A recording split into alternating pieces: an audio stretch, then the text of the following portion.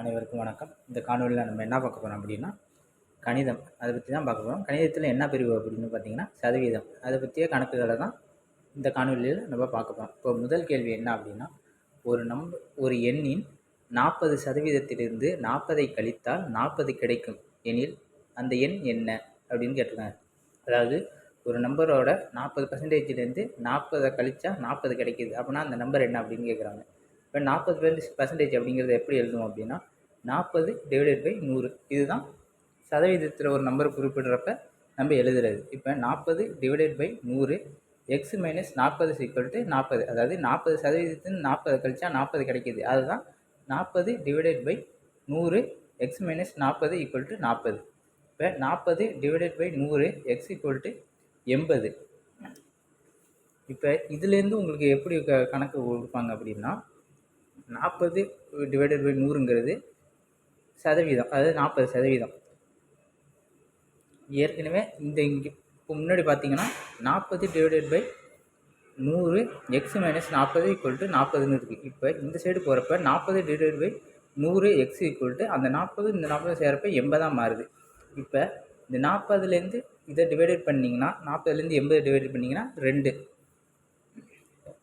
2 வருதா. இப்போ இங்கே என்ன இருக்கும் அப்படின்னா 100x = 2. இப்போ இந்த 100 எக்ஸுக்கு அங்கே இந்த பக்கம் போகிறப்ப x = 200. அப்போ என்ன நம்பருக்கு கிடைக்கிற நம்பர் என்ன அப்படின்னு பார்த்தீங்கன்னா 200.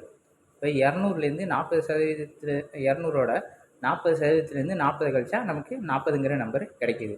இப்போ அடுத்த கேள்வி என்ன அப்படின்னா, பியின் வருமானம் கியூவை காட்டிலும் 25% அதிகம் எனில் கியூயின் வருமானம் பிஐ காட்டிலும் எத்தனை சதவீதம் குறைவு? அது பியோட வருமானம் கியூயை காட்டிலும் 25% அதிகமாக இருக்குது. அப்போ பியோட வருமானம் என்ன அப்படிங்கிறத கேட்குறாங்க. எந்த அளவுக்கு எவ்வளோ % கம்மியாக இருக்குது அப்படின்ட்டு. 25/125 × 100 = 1/5 = 20%. அதாவது 1/5 அப்படிங்கிறது 20%. அப்போ கியூவோட வருமானம் அப்படி பியை விட எத்தனை சதவீதம் குறைவாக இருக்குது அப்படின்னு பார்த்தீங்கன்னா 20%. ஒரு பண்டிகை காலத்தின் போது விற்பனையை அதிகரிக்க நடைக்காரர் ஒருவர் ஒரு மலை சட்டையின் விலையை 1060லிருந்து 901ஆக குறைத்தார் எனில் அவர் வழங்கிய தள்ளுபடி சதவீதத்தை காண்க அப்படின்னு இருக்காங்க. இப்போ 1660 ரூபா உள்ள ஒரு பொருளை 901 ரூபாய்க்கு விற்றுருக்காரு அப்படின்னா அதில் அவர் வழங்கிய தள்ளுபடி சதவீதம் என்ன அப்படின்னு கேட்குறாங்க.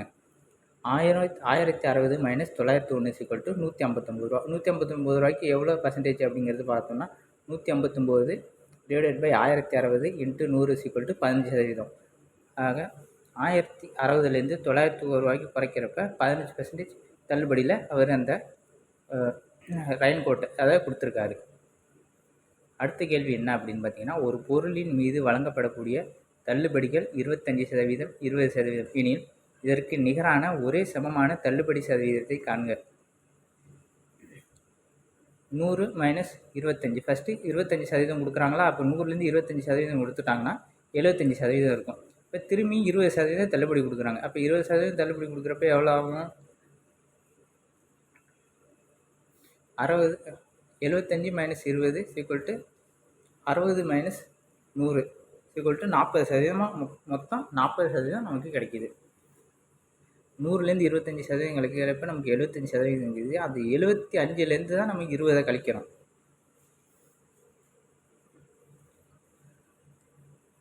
இப்போ நமக்கு கிடைக்கிற சதவீதம் என்னன்னு பார்த்தீங்கன்னா 60 - 100 = 40.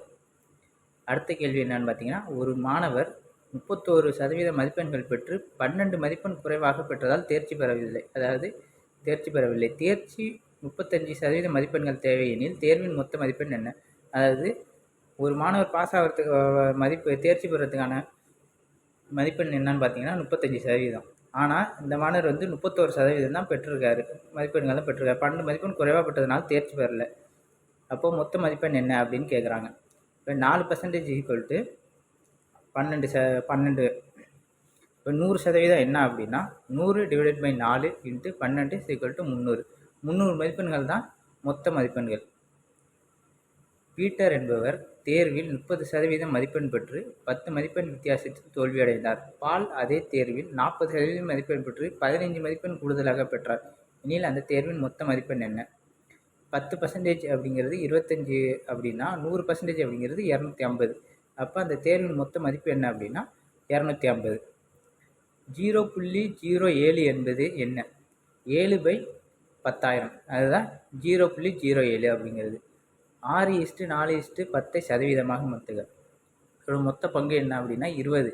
6/20 × 100 30%. 4/20 4/20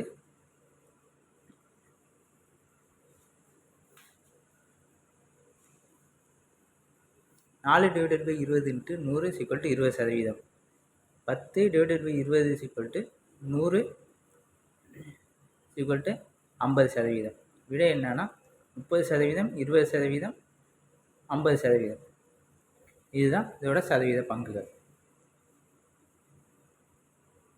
இப்போ அடுத்த கேள்வி என்ன அப்படின்னா, ஒய்யின் எக்ஸ் சதவீதம் 100, இசட்டின் ஒய் சதவீதம் 200 எனில் எக்ஸுக்கும் இசட்டுக்கும் உள்ள தொடர்பு என்ன அப்படின்னு கேட்டிருக்காங்க.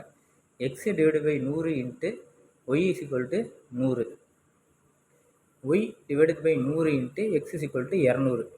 இதுதான்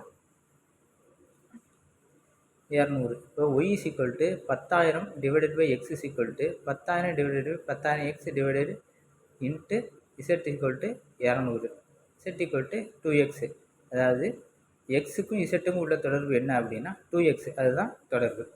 இரண்டு எண்கள் மூன்றாம் எண்ணை விட முறையே 10%, 25% எனில் முதல் எண்ணானது இரண்டாவது எண்ணின் சதவீதம் ஆகும்.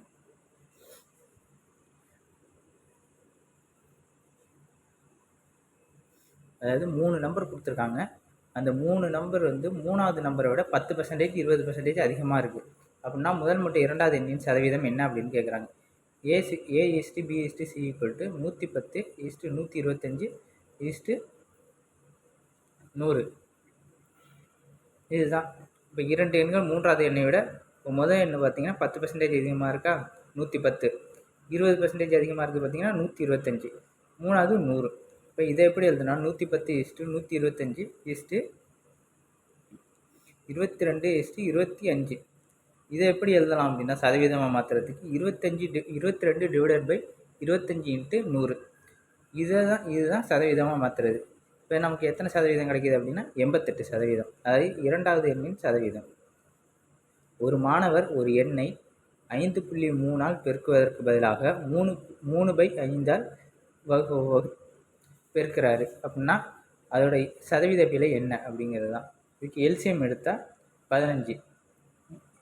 3/5 × 3 5/5 × 3 = 9/25.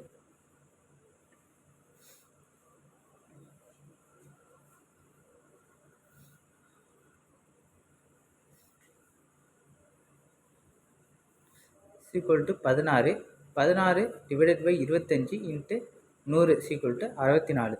64% தான் சதவீத பிழை இருக்குது. இப்போ 3/5 × 3 அப்படிங்கிறப்ப 3 9 3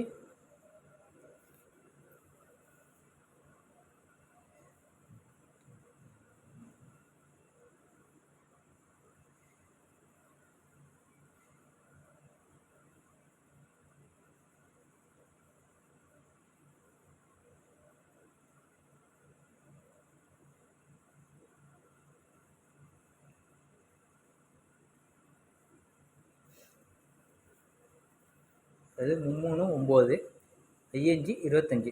இதுதான் 9:25 அப்படின்னு எடுத்திருக்காங்க. இப்போ 9:25 எப்படி மாறும் அப்படின்னா 25லேருந்து 9 மைனஸ் பண்ணிட்டீங்கன்னா உங்களுக்கு 16 வரும். இப்போ அந்த 16லேருந்து 16 / 25 × 100 = 64% வருது. 2 தொடர்ச்சியான சம்பள உயர்வுகளுக்கு பிறகு தேவனின் சம்பளம் அவரது ஆரம்ப சம்பளத்தில் 187.5% அதிகமானது. இரண்டாவது சம்பள உயர்வு வீதம் முதல் சம்பள உயர்வு இருந்ததை விட இரண்டும் அதிகமாக இருந்தால் சம்பள உயர்வின் உயர்வு சதவீதம் என்ன?